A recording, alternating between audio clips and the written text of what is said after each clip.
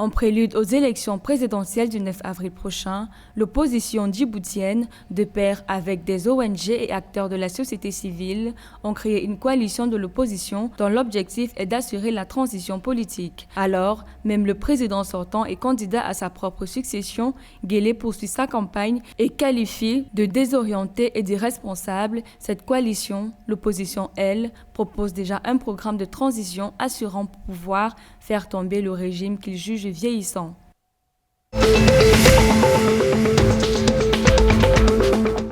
Les pays du G7 appellent à la fin de la violence et à la mise en place d'un processus politique de paix acceptable par tous. Ce processus politique inclusif doit conduire à la tenue d'élections crédibles et à une réconciliation nationale. C'est donc en marge de la mise en place de ce processus de pays que les pays du G7 ont appelé au retrait rapide des troupes érythréennes du Tigré. Selon le Premier ministre éthiopien, le 26 mars 2021, l'Érythrée a donné son accord de principe sur le retrait de ses troupes à la frontière éthiopienne.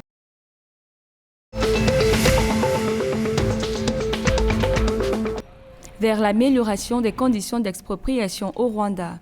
Le Sénat réuni en séance plénière a demandé au gouvernement la feuille de route sur la répartition des expropriations.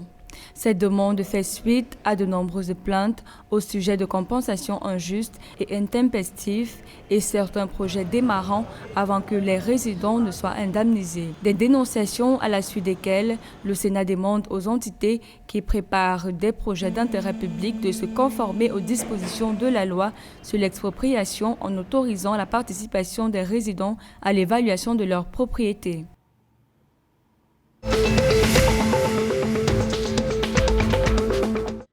Les bases militaires de l'armée somalienne ont subi des attaques ce 3 avril, des attaques revendiquées par les combattants d'Al-Shabaab.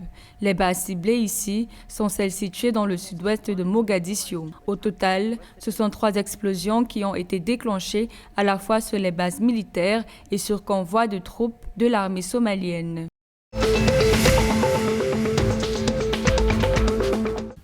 Bouffée d'oxygène pour les agriculteurs au Kenya.